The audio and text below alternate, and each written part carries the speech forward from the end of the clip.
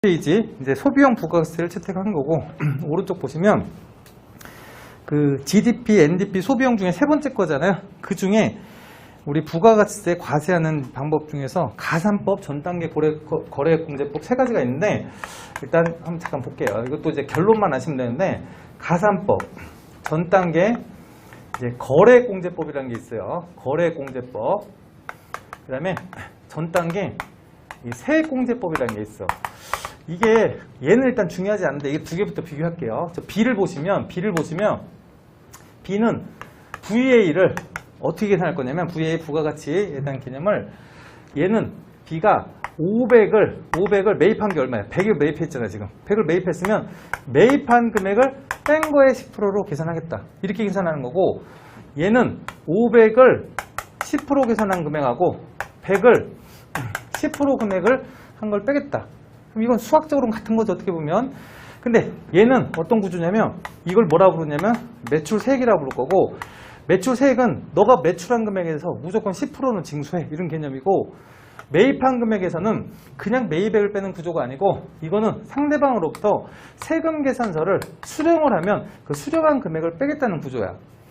그럼 얘는 뭐냐면 매출액에서 부가가치세를 세금 계산서를 수령한 걸 100을 빼는 게 아니고 네가 매입한 걸 뺄 건데 여기에는 세금 계산서를 받는 것도 있고 안 받는 것도 있을 거 아니야, 매입은. 근데 이런 식으로도 관리할 수 있겠지만 이러면 뭘 하셔야 되냐면 부가세를 이제 신고하는 사업자 입장에서는 매출과 매입을 다 관리하셔야 돼, 따로. 그러니까 매출도 자기네들이 다 모집해서 이제 이게 뭐 공제되냐 안 되냐랑 뭐 이 금액은 이제 이게 나간 돈이 왜 나가는지까지 다 관리해야 되는데 예로 계산하면 뭐 하시면 돼? 세금 계산서 받은 것만 빼면 되거든. 그러면 어떤 게 더 편하겠어요? 이게 더 편해. 그리고 실제 모든 우리 그 부가세는 이런 식으로 계산한다. 뭐 같은 건 아니에요. 그래서 시험에는 이게 나온 적이 한 번 있는데 어떻게 나왔냐면 뭐 부가세 특징 중에 뭐 이게 거래하는 단계에서는 이제 공제법 중에서 우리는 전 단계 거래공제법을 채택하고 있다. 이러면 틀린 거야 그냥. 세액공제법을 채택하니까 그게 한 번 나온 적은 있어. 근데 뭐 앞으로 10년이나 나오진 않을 너무 쉬운 내용이니까 나오면 이런 거는 뭐 보자마자 풀 수 있는 애들이 있어요 나중에. 그런 것들만 잘 푸셔도 꽈락은 넘을 거니까. 하여튼 근데 그런 운이 없을 것 같긴 해.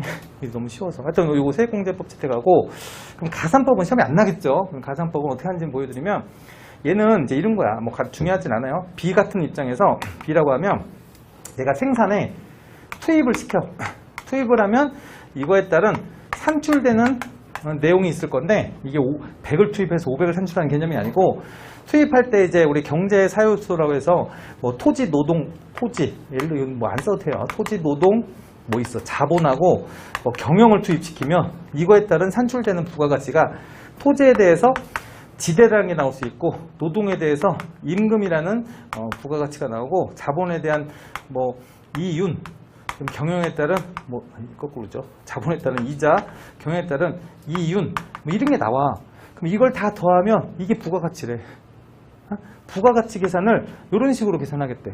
이건 우리가 일반적으로 부가세 계산하는 방법은 아니죠. 그래서 이런 가산법으로 계산하는 방식도 있긴 한데 그걸 합계낸 거, 부가가치 내용을 합계낸 거. 근데 이거는 그냥 이런 게 있다고 보시면 돼요. 그래서 전 단계 세액공제법을 채택한다. 그게 있고.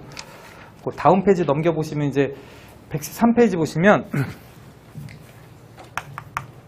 113페이지 거기 국경세 조정이라고 되어 있는데 이것도 간단히 보시면 돼요. 국경세 조정은 지금 부가가치세를 우리나라에서만 과세하는 게 아니고 그 나라마다 그걸 과세할 거예요. 근데 우리나라 물건이 우리나라에서만 소비되는 건 아니잖아요. 그래서 이게 외국으로 소비가 됐을 때, 수출이 됐을 때인데 A라는 국에서 B라는 B국에는 B국으로 물건이 보통 수출이라고 하거든요. 수출을 했을 때 과세를 어떻게 할 거니에요. 근데 얘랑 모든 나라가 부가가치 세율이 10%면 저는 상관이 없지. 근데 우리나라 같은 경우는 부가가치 세율이 10%인데 미국이나 이제 다른 나라 같은 경우는 부가가치 세율이 달라요. 이렇게 다르다. 그러면 똑같은 물건인데 얘는 1,000원짜리를 부가세를 여기서 과세시키고 여기로 보내서 1,100원에 보내는 방식이 하나 있고 이거를 뭐라고 그러냐면 생산지국 과세 방식, 생산하는 나라에서 과세한다고 해서 이걸 생산지국 과세 방식으로 쓸 거예요, 여기다. 그 다음에 두 번째는 얘 1,000원을 부가세를 과세하지 않고 여기서 외국으로 보내서 여기로 들어갈 때 이 부가가치 세율을 붙여서 들어가겠다는 거야. 그래서 첫 번째 방식은 이게 생산지국 과세 방식이에요. 생산지국 과세 방식이고, 얘는 소비하는 나라에서 과세한다고 해서 소비지국 과세 방식이야. 그러면 어떤 게 더 합리적인 것 같아? 좀 괜찮은 것 같아. 이거는 우리나라에서는 이제 좋지만 외국에서 들어가면 만약에 7%에서 만약에 경쟁되는 미국에서 생산되는 물건은 우리보다 더 쌀 거 아니야. 10%가 아니니까. 그래서 경쟁하기가 어려운 단점이 있어요. 얘 같은 경우는 국내에서 과세 안 하지만 외국에서 들어갈 때 경쟁해서 들어갈 수도 있다. 그래서 실제로는 이제 우리가 소비지국 과세 현직을 채택하고 있어요.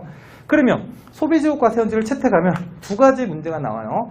하나, 이걸 채택하고 있다는 거죠, 우리. 그래서 하나는 수출하는 모든 물건에 대해서는, 아니, 수출하는 이제 어떤 외국으로 나가는 물건에 대해서는 영세율이라는 걸 공부하게 될 거야, 영세율. 그래서 영세율을 뭘 적용할지가 중요해. 아니, 그냥 여러분들 부가세 신고할 때 영해세율로 신고해 보세요. 그럼 세무서에서 바로 전화 오고, 이게 왜 영해세율이냐고. 그냥 신고만 한 거야. 영세율이라는 건 부가세를 안 낸 거잖아. 안 냈으니까 네가 왜 안 냈는지 증명을 하셔야지. 이게 수출한 겁니다. 아니면 어떤 영세율 적용받는 대상 거래입니다. 이렇게 증명을 하셔야 돼요. 증명을 하셔야 된다. 그 다음에 수입하는 물건. 당연히 얘로 들어갈 때 7%의 부가세가 붙어 들어갔으니까 우리나라도 수입하는 물건은 10% 뭐 하셔야 돼? 과세를 다 하셔야지. 그래서 우리나라로 수입하는 재화예요. 용역은 아니고 재화에 대해서는 10% 과세다. 그러면 제가 얘기는 안 했지만 과세 대상 공급 있잖아요. 공급. 저 공급은 세 가지를 과세할 거야. 아까 말한 건 재화의 공급, 용역의 공급이라는 게 있었잖아요. 그다음 얘가 하나 더 과세야. 재화의 수입.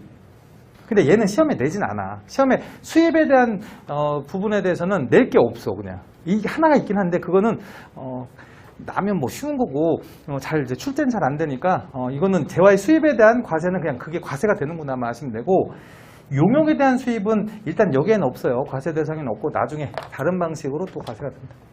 그래서 그 다음 페이지 국경세 조정 114페이지는 그 두 가지 중에서 국가별 현황은 채택은 이제 소비지국 과세 현칙을 채택하고 있다. 그럼 소비지국 과세 현칙에서는 두 가지가 이제 고려가 돼야 돼요. 수출하는 거 영세율과 수입하는 10% 과세 두 가지를 고려하시면 됩니다.